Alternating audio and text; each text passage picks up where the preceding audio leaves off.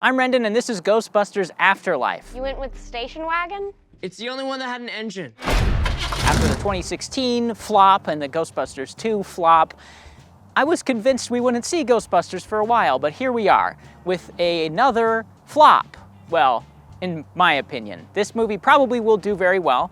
It reminded me a lot of Force Awakens, actually. I was thinking of Force Awakens quite a bit during this movie, mainly because of how it's structured and the approach it takes to rebooting a franchise.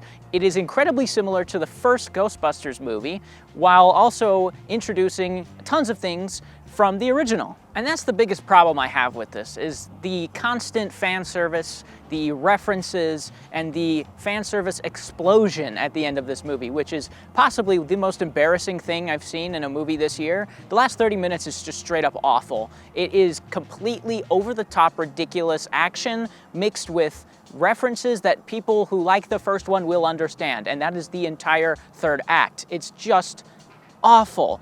Seeing Bill Murray and Dan Aykroyd and these guys in their Ghostbusters uniforms not caring that much is really sad to me. And then the tribute to Harold Ramis just goes way too far. They CGI him as a ghost, and he like walks around and rubs people and then leaves. It's incredibly awkward and kind of cringe.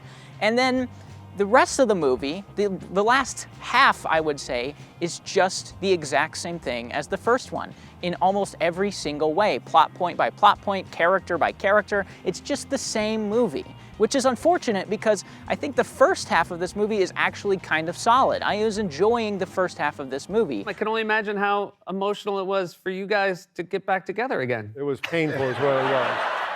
It was physically and emotionally painful. The new grandkids of Egon are actually pretty fun and entertaining to watch. I really enjoyed the little girl whose name I'm completely spacing. She was fun. She has a lot of good moments.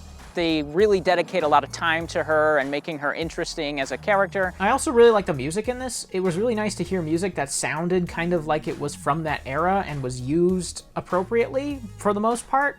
And also the humor. The humor actually works decently well more times than it doesn't, and that took me off guard, so kudos. So a lot of the new stuff I like. The first half is actually pretty fun, watching them kind of develop the ghost hunting tech and talking to Egon's ghost and stuff is actually pretty entertaining stuff. I enjoyed that, and I enjoyed watching this little family just going about their business. That was fun stuff. It's just unfortunate that it kind of completely derails in the second half because a lot of these other characters just don't have that much to do either. Paul Rudd is just in this movie to be in this movie. He has almost nothing to do at all. The girlfriend of Finn Wolfhard, or the girl that the love interest there, is not interesting at all. It's just a movie that is bogged down by a lot of nonsense and a lot of things that are unnecessary. So I give it like a 4.